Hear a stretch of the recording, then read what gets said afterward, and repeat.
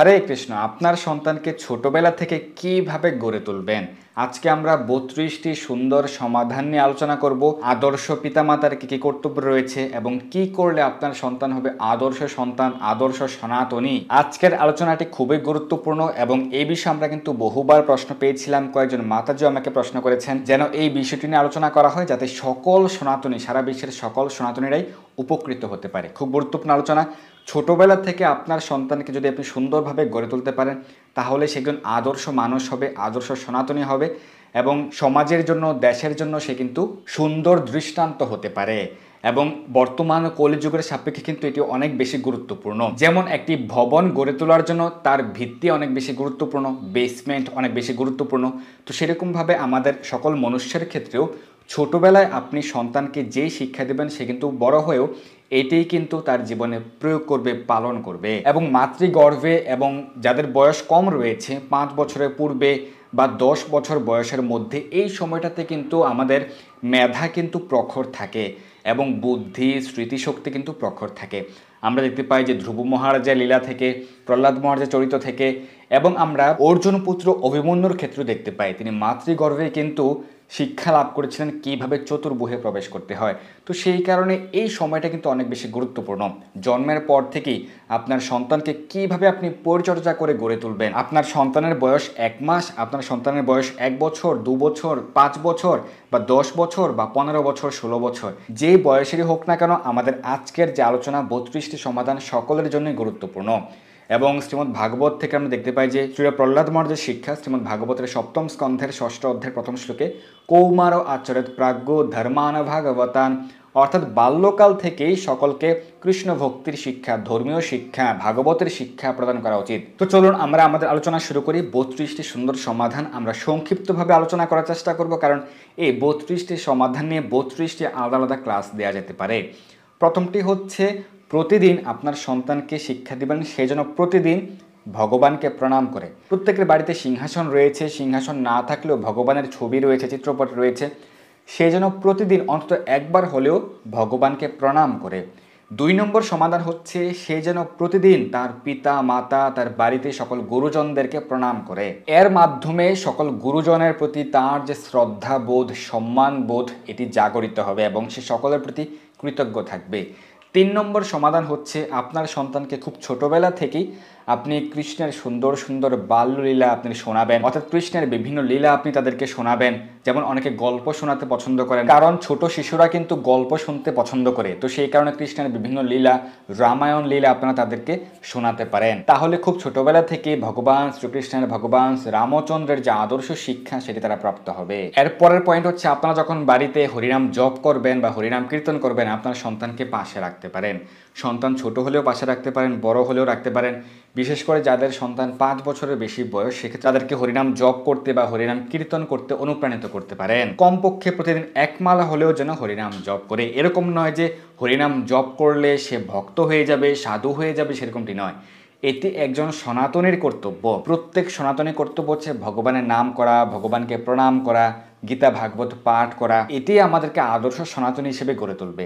না হলে বর্তমানে যে সময়টা এসছে, যেই যুগটা এসছে, আপনি আপনার সন্তানকে কতদিন ধরে রাখতে পারবেন? সে যখন বিশ্ববিদ্যালয়ে যাবে, তখন নানান মানুষের কাছ থেকে নানান রকম মন্তব্য শুনবে এবং এরপর কিন্তু দেখা যাবে খুব অপ্রীতিকর ঘটনা ঘটতে পারে, যেরকমটি ঘটছে আপনার আশেপাশে। তো সেই কারণে সন্তানকে ছোটবেলা থেকেই সেই শিক্ষা প্রদান করতে হবে। 5 নম্বর পয়েন্ট হচ্ছে, প্রতিদিন যেন আপনার সন্তান ভগবানের চরণে তুলসীপত্র পুষ্প অর্পণ করে। আপনি তো নিশ্চয়ই অর্পণ করেন, আপনার সন্তানকেও সেই শিক্ষা প্রদান করবেন। যাদের সন্তানের বয়স 3 বছরের বেশি, সেই ক্ষেত্রে কিন্তু তারা এই অভ্যাসটি গড়ে তুলতে পারেন। প্রতিদিন সকালে স্নান করে ভগবানের চরণে তুলসীপত্র এবং পুষ্প অর্পণ করবে, ভগবানের কাছে প্রার্থনা করবে। এই ক্ষেত্রে সেও যেমন সফলতা পাবে ভগবানের কৃপায়, সেও তার বিদ্যা বুদ্ধিতে, পরীক্ষার ফলাফলে সকল ক্ষেত্রে সে সফলতা অর্জন করতে পারবে। 6 নম্বর পয়েন্ট হচ্ছে, আপনার সন্তানকে শ্রীমদ্ ভগবদ গীতা পাঠ করে শোনাবেন। যাদের সন্তান খুব ছোট, আপনি তাদেরকে গীতা পাঠ করে শোনাবেন। আর যাদের সন্তান একটু বড় হয়েছে, 5 বছরের বেশি, সেই ক্ষেত্রে তারা কিন্তু পড়তে পারে, বাংলা পড়তে পারে। তো বাংলা পড়তে পারলে শ্রীমদ্ ভগবদ গীতা যথাযথ তাদেরকে দিবেন এবং তারা সহজে কিন্তু পড়তে পারবে। গীতার অনুবাদ এবং তাৎপর্য সহজে পড়তে পারবে এবং শ্রীমদ্ ভগবদ গীতা যথাযথ কিন্তু প্রত্যেকটি শ্লোকের শব্দার্থ দেয়া রয়েছে। সেটিও তারা সহজে পড়তে পারবে এবং বুঝতে পারবে। অর্থাৎ গীতা পাঠের যে অভ্যাস সেটি গড়ে তুলতে হবে। একজন বাবা মা হিসেবে এটি কিন্তু অবশ্যই আপনার নৈতিক দায়িত্ব। 7 নম্বর পয়েন্ট হচ্ছে, আপনার বাড়িতে কিন্তু ভগবানকে ভোগ নিবেদন করেন। অবশ্যই আপনার সন্তানকে প্রতিদিন অল্প হলেও ভগবানের মহাপ্রসাদ অর্পণ করবেন। বা মন্দিরে গেলে যে মহাপ্রসাদ গ্রহণ করা হয়, বা আপনি বাড়িতেও মন্দির থেকে মহাপ্রসাদ নিয়ে আসতে পারেন, আপনার সন্তানকে অল্প হলেও মহাপ্রসাদ দিবেন। পরবর্তী পয়েন্ট হচ্ছে, আপনার সন্তানকে চরণামৃত দিতে পারেন। আপনারা অনেকের বাড়িতে কিন্তু চরণামৃত থাকে, কারণ ভগবানকে সুন্দরভাবে অর্চনা করা হয়, অভিষেক করা হয়। যদি না থাকে, যদি কেউ মন্দির যান, সেক্ষেত্রে চরণামৃত গ্রহণ করবেন নিজেও, আপনার সন্তানকেও সেই শিক্ষা প্রদান করবেন। 9 নম্বর পয়েন্ট হচ্ছে, আপনার সন্তানকে প্রতিদিন স্নান করার অভ্যাস গড়ে তুলবেন। বিশেষ করে আপনার সন্তানের বয়স যদি 2 বছর বা 3 বছরের বেশি হয়ে থাকে, অবশ্যই যেন প্রতিদিন স্নান করে। কারণ দেখা যায় অনেকে বড় হয়ে গেছে, কলেজে পড়ছে, বিশ্ববিদ্যালয়ে পড়ছে, কিন্তু প্রতিদিন স্নান করছে না। আমরা এরকমটি দেখে এসেছি। কেউ বা শীতের অজুহাত দেখাচ্ছে, নানান কারণে তারা প্রতিদিন স্নান করে না। এটি কিন্তু ভালো নয়। তো প্রতিদিন যেন স্নান করে এই অভ্যাসটি আপনি গড়ে তুলবেন। যদি কারো ক্ষেত্রে ঠান্ডার সমস্যা থাকে, সেক্ষেত্রে আপনারা ঈষৎ উষ্ণ জল, হালকা গরম জল ব্যবহার করতে পারেন। 10 নম্বর পয়েন্ট হচ্ছে, প্রতিদিন তুলসী পরিক্রমা করা এবং তুলসীতে জল দান করা। এটি আপনি পিতামাতা হিসেবে নিজেও করবেন এবং আপনার সন্তানকেও সেই শিক্ষা প্রদান করবেন। 11 নম্বর পয়েন্ট হচ্ছে, মাঝে মধ্যে নিকটস্থ মন্দিরে নিয়ে যাবেন, নিকটস্থ ইস্কন মন্দিরে নিয়ে যেতে পারেন। সপ্তাহে একদিন হতে পারে, বা 2 সপ্তাহে একদিন হতে পারে, বা অন্ততপক্ষে মাসে একদিন হলেও মন্দিরে নিয়ে যাওয়ার অভ্যাস তৈরি করবেন। মন্দিরে গিয়ে সে যেন কৃষ্ণ কথা শ্রবণ করে, মহাপ্রসাদ গ্রহণ করে, ভগবানকে দর্শন করে, প্রণাম করে, প্রার্থনা করে, এই অভ্যাসটি গড়ে তুলতে হবে। না হলে দেখা যাবে তার বয়স যখন 15 হবে, 16 হবে, তার বয়স যখন 25 হবে, 35 হবে, সে কিন্তু মন্দিরে যেতে চাইবে না। সে অন্য সকল স্থানে যেতে চাইবে। সে স্টেডিয়ামে গিয়ে খেলা দেখতে চাইবে, সে সিনেমা হলে গিয়ে সে সিনেমা দেখতে চাইবে, অনেক কিছু সে করতে চাইবে, কিন্তু মন্দিরে যেতে চাইবে না। কারণ তার ছোটবেলা থেকে সে অভ্যাসটি গড়ে ওঠেনি। তো সেই কারণে ছোটবেলা থেকে সেটি গড়ে তুলতে হবে। আপনার আশেপাশের অন্যান্য শিশুদেরকে দেখুন, অন্যান্য ধর্মের শিশুদেরকে দেখুন, তারা কিন্তু তাদের ক্ষেত্রে এই অভ্যাসটি ছোটবেলা থেকে গড়ে তোলেন। কিন্তু আমরা সনাতনীরা কিন্তু এই বিষয়টিতে ধীরে ধীরে পাশ্চাত্য সংস্কৃতির প্রভাবে পিছিয়ে যাচ্ছি। সত্যি কি না? হ্যাঁ। তো সেই কারণে এটি কিন্তু আমাদেরকে ছোটবেলা থেকে সন্তানদেরকে সেইভাবে পরিচর্যা করতে হবে, গড়ে তুলতে হবে। 12 নম্বর পয়েন্ট হচ্ছে, একাদশী ব্রত পালন করা। আপনারা নিশ্চয়ই একাদশী ব্রত পালন করছেন, আপনার সন্তানকেও সেইভাবে অনুপ্রাণিত করবেন। অন্ততপক্ষে যাদের সন্তানের বয়স 7 বছরের বেশি, 7 বা 8 বছরের বেশি, অবশ্যই যেন প্রত্যেকটি একাদশী ব্রত পালন করে। আর যাদের বয়স 7 বছর বা 8 বছরের কম, তারা যদি, তাদের সন্তান যদি একাদশী ব্রত পালন করতে চায়, তাহলে খুব ভালো, করতে পারে। তো যাদের বয়স কম, তারা একাদশী ব্রত নির্জল উপবাস করতে পারবে না, এটি স্বাভাবিক। তাহলে কিভাবে করবে? তো তাদের জন্য পর্যাপ্ত পরিমাণে অনুকল্প প্রসাদের ব্যবস্থা রাখবেন। ফল, জল, দুধ, কাজু বাদাম, কাঠবাদাম, আলুর চিপস, আলু কুমড়া সবজি, সাবুদানা ফ্রাই, সাবুদানা পায়েস, আলুর পায়েস, আলু বাদাম ভুনা প্রভৃতি নানা প্রকার ব্যঞ্জন যেগুলি একাদশীতে গ্রহণ করা যায়, সেগুলি আপনারা তৈরি করে রাখবেন। যেমন চিপস, সবজি, পায়েস রান্নার ক্ষেত্রে অবশ্যই বিশুদ্ধ ঘি বা সূর্যমুখী তেল ব্যবহার করবেন। তাহলে একাদশী ব্রত যখন তারা করতে শিখবে, জন্মাষ্টমী ব্রত, নরসিংহ চতুর্দশী ব্রত, তাহলে তারা এই ব্রত পালনের প্রতি যে ভীতি, সেটি তাদের বড় হলেও আর থাকবে না। 13 নম্বর পয়েন্ট হচ্ছে, ভগবানের উদ্দেশ্যে ঘৃত প্রদীপ দিয়ে আরতি করা। যেমন আমরা কার্তিক মাসে প্রতিদিন কিন্তু ভগবানের উদ্দেশ্যে ঘৃত প্রদীপ দিয়ে আরতি করি। এটি প্রতি মাসে করা যায়, প্রতিদিনই করা যায়। তো আপনার সন্তানকে অন্ততপক্ষে কার্তিক মাসে, আর যাদের পক্ষে সম্ভব প্রতিদিনই, সে অভ্যাসটি করতে পারেন, বা সপ্তাহে অন্তত একদিন, প্রতি শনিবারে, প্রতি বৃহস্পতিবারে এই অভ্যাসটি গড়ে তুলতে পারেন, যেন তারা ভগবানকে ঘৃতপ্রদীপ দিয়ে আরতি করে।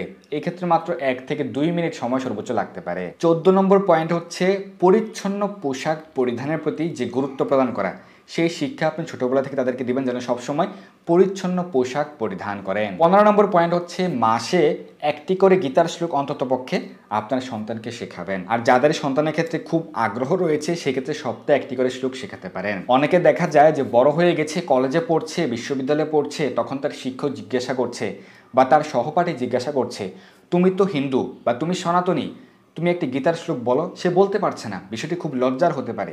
তো সেই কারণ ছোটোবেলা থেকেই গীতার একটি করে শ্লোক প্রতি সপ্তাহে হোক, প্রতি মাসে হোক, একটি করে শ্লোক তাদেরকে শিখিয়ে দিবেন।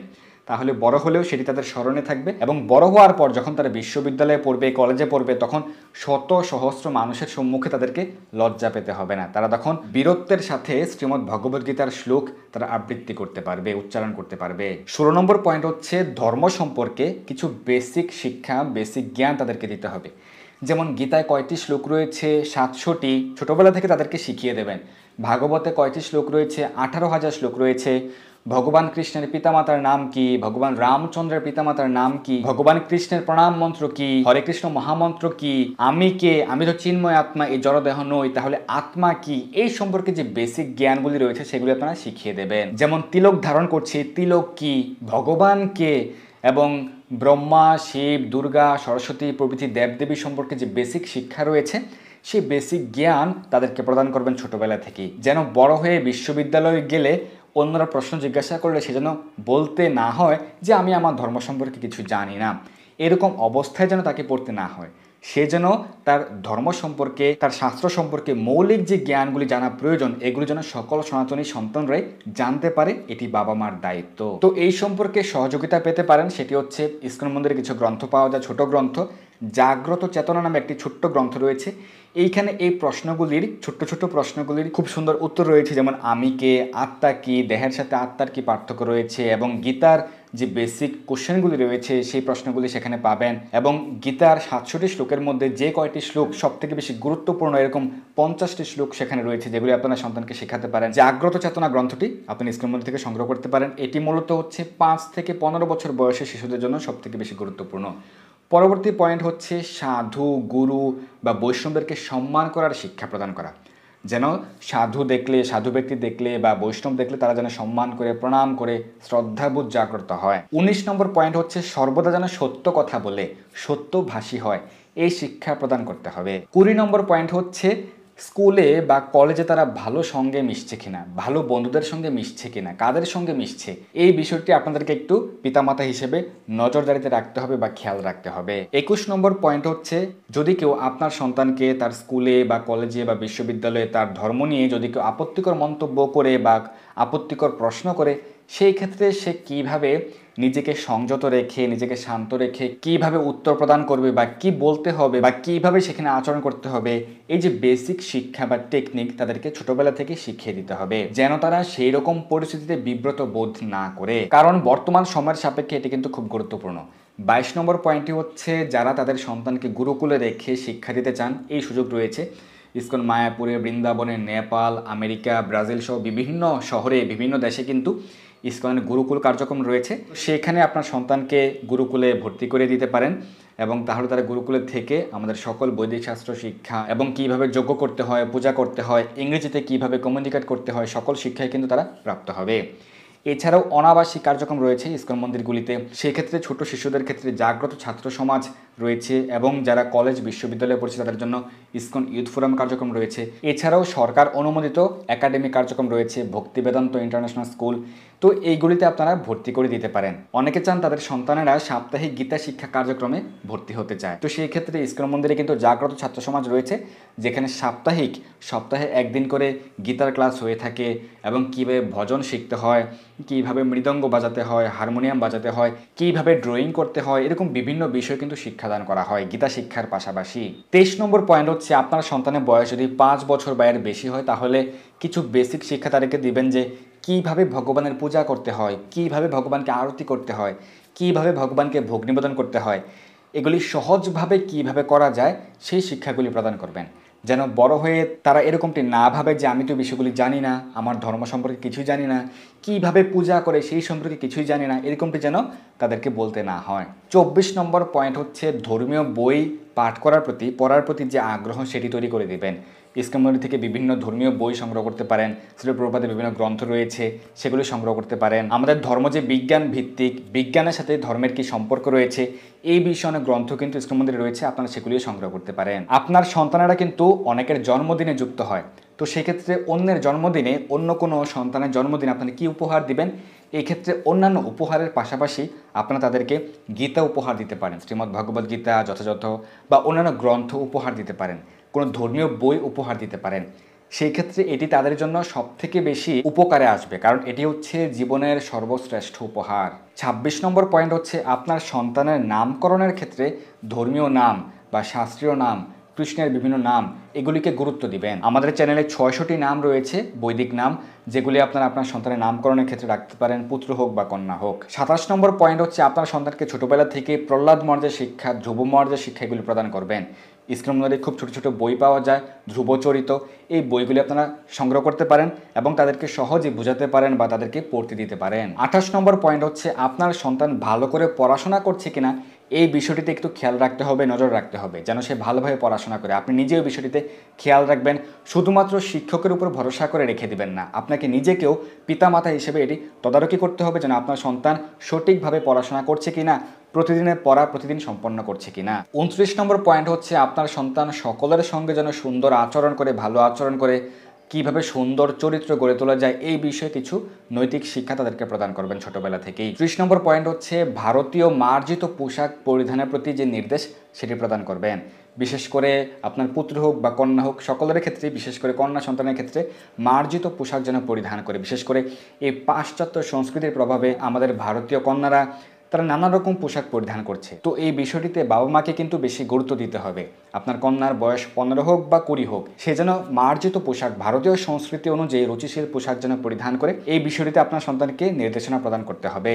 31 নম্বর পয়েন্ট হচ্ছে অনেক প্রবীণ সনাতনের যে চিরাচরিত চিন্তা ভাবনা থাকে যে ধর্মকর্ম করবে বুড়ো বয়সে, বুড়োকালে ধর্মকর্ম করবে, ছোটবেলায় তুমি নিজের জীবনকে গড়ে তোলো, উপভোগ করো, যা খুশি তা করো, এটি যে আসলে ভুল ধারণা এটি তাদেরকে বোঝাতে হবে এবং ছোটবেলা থেকে ধর্মীয় শিক্ষা, ধর্মীয় মূল্যবোধ, নৈতিক শিক্ষা তাদেরকে প্রদান করতে হবে। কারণ এটি হচ্ছে একজন সনাতনের দায়িত্ব।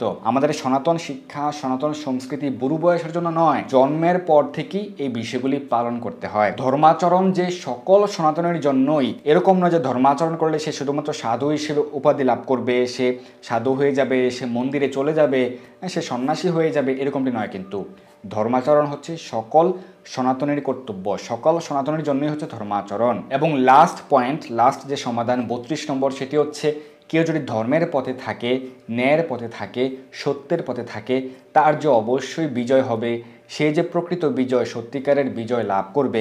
সেক্ষেত্রে কিছুটা সময় লাগতে পারে, কিন্তু ন্যায়ের বা সত্যের যে বিজয় হবে, আপনার সন্তান যে অবশ্যই এই বিষয়ে সফলতা পাবে যদি সে সৎ পথে থাকে, ধর্মপথে থাকে, এই বিষয়টিতে ছোটবেলা থেকেই তাদেরকে অনুপ্রাণিত করতে হবে। তাহলে তারা বড় হয়ে অন্য কারো কথায় কিন্তু কান দিবে না এবং সে আপনার কথাকে গুরুত্ব দিবে, সে তার বাবা মাকে সম্মান করবে এবং বাবা মায়ের নির্দেশাবলী এবং আমাদের শাস্ত্র সিদ্ধান্তকে সে কিন্তু গুরুত্ব প্রদান করবে এবং সে একজন আদর্শ মানুষ হতে পারবে, আদর্শ সনাতনী হতে পারবে এবং এই সমাজের জন্য, এই দেশের জন্য এবং এই সমগ্র বিশ্বের জন্য সে কিন্তু একজন আদর্শ দৃষ্টান্ত হতে পারবে।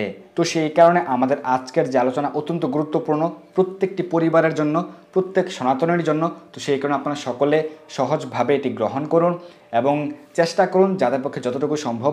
আমরা 32টি সমাধান দিয়েছি, সকলে তো 32টি অনুসরণ করতে পারবেন না, আপনার পক্ষে যতটুকু সম্ভব চেষ্টা করুন এবং আমাদের আজকের এই গুরুত্বপূর্ণ আলোচনাটি আপনার বন্ধু বান্ধব, আপনার আত্মীয় স্বজন, পরিবার পরিজন সকলের কাছে পৌঁছে দিন যেন সকলে উপকৃত হতে পারে।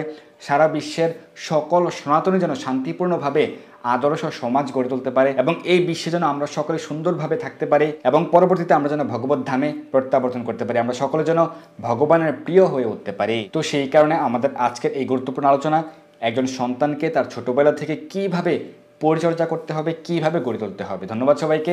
হরে কৃষ্ণ। এই দুর্লভ মনুষ্য জন্মকে সার্থক করতে যুক্ত হন কৃষ্ণ ভাবনায়। আপনার সকল ধর্মীয় বা পারমার্থিক প্রশ্ন জানাতে যুক্ত হন আমাদের টেলিগ্রাম গ্রুপে আর এই ভিডিওটি শেয়ার করে আপনার সকল বন্ধুদের কাছে পৌঁছে দিন। ধন্যবাদ সবাইকে।